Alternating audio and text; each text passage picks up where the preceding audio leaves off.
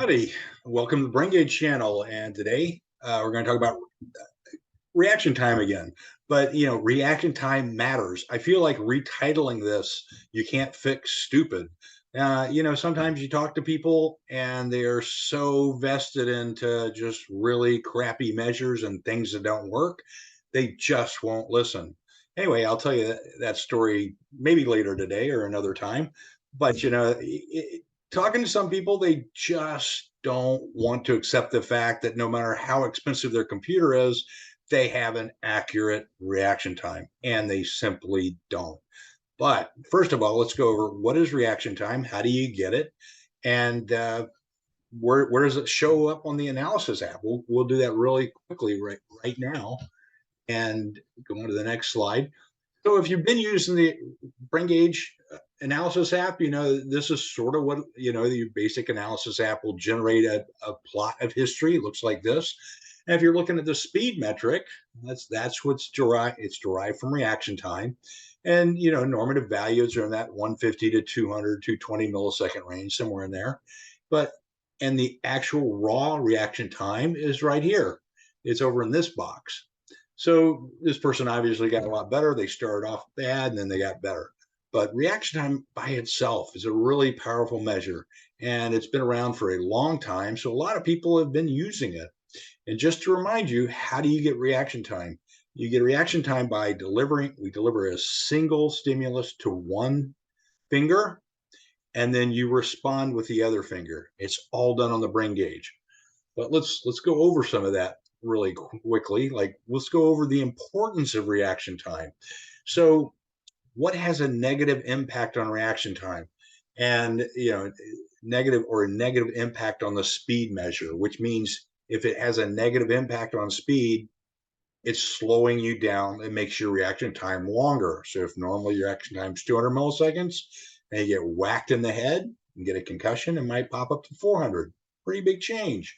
So the concussion, diabetes, dementia, Alzheimer's, ADHD, different types of drugs. I mean, all types of just about, there aren't many drugs that make you faster, with possible exception of caffeine. And, alcohol consumption makes you slower. Different disease disorders make you slower. There's studies that show that music volume, driving a car, you crank up the volume of the music, which is really kind of a way of multitasking. You start singing along, your reaction time gets slower because you're disengaged, and basically you're trying to multitask. Multitasking makes you slower. Getting tired makes you slower. So react time is really important in that, basically early dementia, that's one of the early signs of dementia. And if you very rarely see somebody, or I've never seen anybody who had early signs of dementia that had good reaction time. Now, what does have a positive impact on speed? Or what kind of factors do decrease reaction time? Now, keep in mind, all these things I'm listing are things that have been published. And there's other things that have probably been published too. But these are the things that, I came across. But, fasting decreases reaction time or makes you faster. Exercise. Now, this is kind of an interesting story all by itself, but acute exercise, like if you go out and run a couple of miles and you're used to running a couple of miles every day, then that will make you better. Long term, getting in shape will make you better.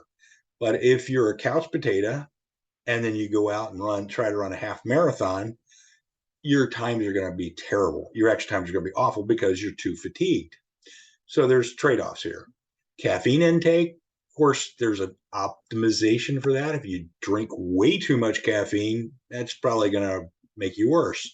Omega-3 intake, Tai Chi, and actually there's a lot of papers on this in terms of both soft martial arts, which is Tai Chi, and hard martial arts. Basically, these are all exercise related. Dark chocolate consumption, a lot of people love to see that. And my favorite is electroshock feedback. Electroshock feedback simply means that if you're doing a reaction time test and you're too slow, you'll get a shock, and that makes you go faster. Now, you rarely see this kind of study done today. This was done back in the 1970s when people got away with this kind of thing. Think opening scene of Ghostbusters when Bill Murray was shocking someone in a chair. But basically, electroshock feedback is that you get shocked if you don't do it right. So that's bad. Now, I've highlighted speed drills. So speed drills you can do with the brain gauge. And so let's take a look at just what that is. So here's a speed. Speed drill means, we have different levels. If you hit level 5 and you can get 100% on level 5, that means you're basically up to getting 100% on the assessment score. But for each of these selections on the exercise platform, you have to go a little faster to get to 100% or to actually get it correct. And so if you've been using that, you sort of know that you actually do get faster as you practice. And the way you practice is you just come in here and you do these tests over and over. This is like a gym exercise equipment room. You have different tests, different tasks, and you try to get better at each one. So with the speed drills, there's different things you can do with them. One is just you routinely come in and do the speed drill over and over. Now, some people will say, oh, you're just gaming the system. But you know what? After spending decades with decades of experience in competitive athletics, I can tell you, speed drills work. Speed drills make you faster. And that's the whole point. And how do they make you faster? Well, they make you faster because they inhibit myelin degradation. They promote protein synthesis. They promote all the stuff that you need promoted to get faster. And when I say practice this, I don't mean come in and do it one day. You need to do it a couple of days a week, 2 or 3 times a week, just like you would any other exercise. All right, but it's a really important thing. If you're old, improving your action time keeps you from falling down. If you start to drop things, you'll catch things quicker. If you're an athlete, reaction time is really important. It helps you get faster. It helps you change directions when you need to. It helps you assess things quicker. But let's talk a little bit more about reaction time in general and the history of reaction time. History is a really cool topic because people have been studying reaction time for a long time. Now, this is a plot of the history of reaction time measures. So what do I mean by that? I mean, starting around 1850, we looked at publications. People, researchers looked at reaction time. What is the reaction time of people? And they would publish those numbers. And this is all from normative data, all from healthy data. None of this is anything, from anybody that's had a concussion or anybody that's taken drugs or anything like that. This is all from the normative side of things. So from the 1850s up to about 1970s, reaction time kind of hovered around 200 milliseconds, no matter who was collecting it. But all of a sudden in the 1970s, things started going up higher and higher and higher. And we weren't the first people to plot this history of reaction time. The first person that plotted it started claiming, oh, we're getting dumber as a society. Look at our reaction times.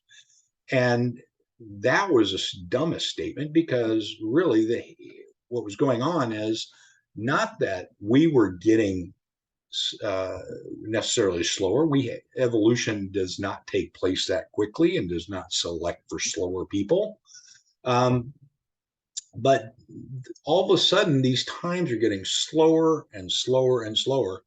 And, why is that? Well, if you go back and you study the methods, study how people are looking at this, these people here were being very careful and very accurate and using laboratory techniques to come up with an accurate measure of reaction time. However, in the 1970s, with the advent of personal computers, people started using consumer grade electronics. And they said, oh, well, we can take a reaction time just by hitting a button on a keyboard and responding to a computer. Computers may be able to do some things fast. Intrinsically, they may be able to compute things fast, but when it comes to interacting with the real world, they have problems. And so all kinds of latencies are introduced uh, with different things, with both the hardware and with the software. So we basically, what we find here is this red line is where the brain gauge is, still is, because all the hardware is on the brain gauge, and all these other measures are from other observations of other from other studies. And I actually didn't put the worst ones on here because they were too embarrassing. I probably should have put them on here, but there were a couple that were around 1.5 seconds. Let me just tell you, if your reaction time is around 1.5 seconds, don't walk out in the street. You'll get hit by a car. So let's go on and see, how do we know what the problem is. So we actually did a little study ourselves, and we published this and became very unpopular when we did it. We, we became unpopular with all the people that were doing it wrong for the last 30 years. And so let's look at the setup that we did. We compared like a touchscreen device with a photodiode. So what we were talking about here is visual reaction time. And what we did was we did a little study with robotics. And so we collected reaction time, not with humans to make the comparison, though that's what some people wanted us to do, but we did robotics. So we used we set up and did just a plain old computer monitor and put a photodiode on that to replace the photodiodes to replace the visual system. So we're comparing the way most people do this stuff is they would use either a touch screen, where they touch the screen when they get a visual stimulus, and that visual stimulus would be on this device, like on a phone or a tablet, and then they would touch the screen. So the photodiode is used to instantaneously pick up when that signal is, and we do the same thing with a computer monitor. And so this is like if you're using computer with a computer mouse, or using a touchscreen device, and either with stimulating with your finger or the stylus. And then we compared that with the brain gauge, and brain gauge with either using a computer mouse as a response device, or the brain gauge by itself as a dedicated. And everybody knows, as you may know, the brain gauge has its own response device in it. So the hardware in the brain gauge completely bypasses everything in the computer. It just sends the response time back to the computer. So what were the results? Well, let's look at the latencies. How much time do these different systems introduce? Well, the visual reaction time with a touch screen added 400 milliseconds. Keep in mind, average reaction time for humans is 200 milliseconds. Visual response time, 400 milliseconds. The best you're going to do is about 600 milliseconds. If your reaction time is 200 milliseconds, the best you will do is 600. So, and a lot of these systems will try to subtract that out, which is a problem. Visual reaction time with a USB mouse instead of its touchscreen, it's a little better. It's about 80 milliseconds. So the best you're going to do is 280. Now the brain gauge with a mouth response, that's a lot better. It's going to have about the mouse still introduces some latency, but the best of all is the brain gauge with the brain gauge as a response, a dedicated hardware response, and that latency is 0.3 milliseconds. So you don't want to be adding all these latencies in. So let's take a look, though, at what actually is going on a trial by trial basis. This is just one trial. We did 100 trials of each. And so let's look here. We have the visual reaction time with touchscreen response, and this on each trial, you see what that latency is, and it's bounced. This is the latency bouncing around up all over the place. So latency is not consistent. It's all over the place. The variability is very high. Visual reaction time with USB mouse, that latency also very high. So keep in mind, this is not really good. All right. Now, brain gauge plus USB response. So basically, that's getting better. That's about 5 milliseconds. So, it's bouncing around a little bit here. And then the brain gauge by itself is, again, 0.3 milliseconds. That's pretty flat. So the latency there is not changing from trial to trial. And so why is that important? Why can't you just take the average latency and subtract it out?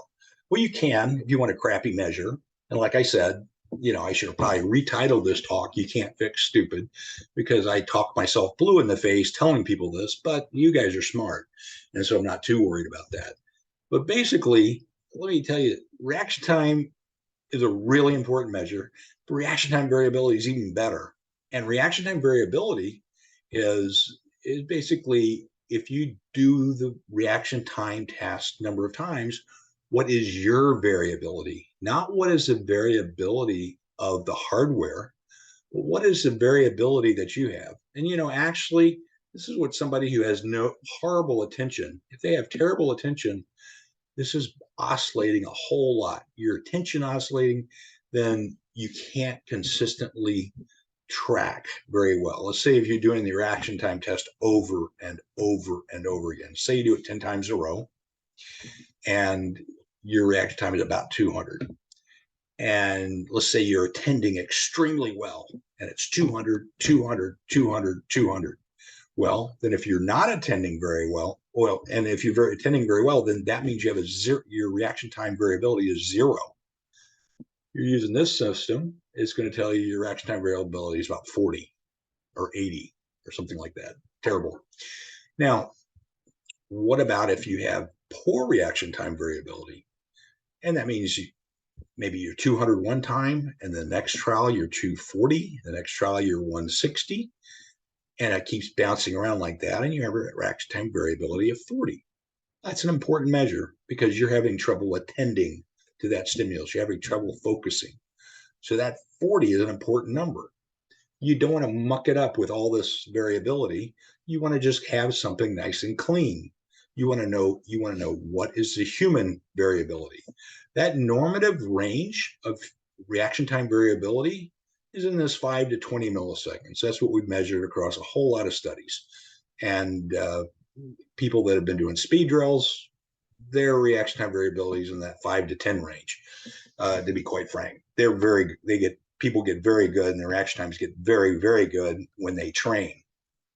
But anyway, let's take a look. Normative, what is the variability you're adding to that reaction time variability? Well, in this case, you're adding 80 milliseconds. That's kind of a big error when you're looking at normative range of 5 to 20. And this response, well, this other system is going to be adding about 40 milliseconds. And this is going to add about 5, the brain gauge with a mouse response. So if you're testing on the brain gauge on one hand and the mouse on the other hand, then you're going to add about 5 milliseconds. And if you're using the brain gauge as a dedicated response, you're going to add about 0.3 milliseconds. That's not too terrible. So that's not bad at all. So now, why is that important? Again, normative reaction time variability, 5 to 20. You get whacked in the head, just kind of a mild concussion, it bounces up to 40. Okay, that's where the error is. So there's no way those systems can even look at reaction time variability, which is a much more important measure and than reaction time. I mean, it's much more sensitive than reaction time to a lot of different things like TBI and concussion. Now, if somebody tells you they have a workaround, what that means is that they're going to just try to subtract out the overall average. Let's see, they'll try to subtract this 400 millisecond. Oh yeah, we can just subtract this out, right? But they're still going to have all this oscillation. All right, they're still going to have lots of oscillation, and they're feeding you a line, or either they're feeding you a line or they're not that smart. Dunning-Kruger strikes again. What can I say? So anyway, train. It's a really good, important thing. A really important thing to do is to get your reaction time down and to get your reaction time variability down. Do the drills. All the drills will help your focus and help your attention. The speed drill will help you with speed, will make you faster. So if you want to add that to your brain gauge system, you don't have it, just contact support at corticalmetrics.com. No extra cost on the brain gauge. And if you want to learn more, check out the other videos on the YouTube channel and send questions to me. I am info@corticalmetrics.com. So anyway, as always, great talking to you. And and I'm going to stop recording as soon as I can get the button to work.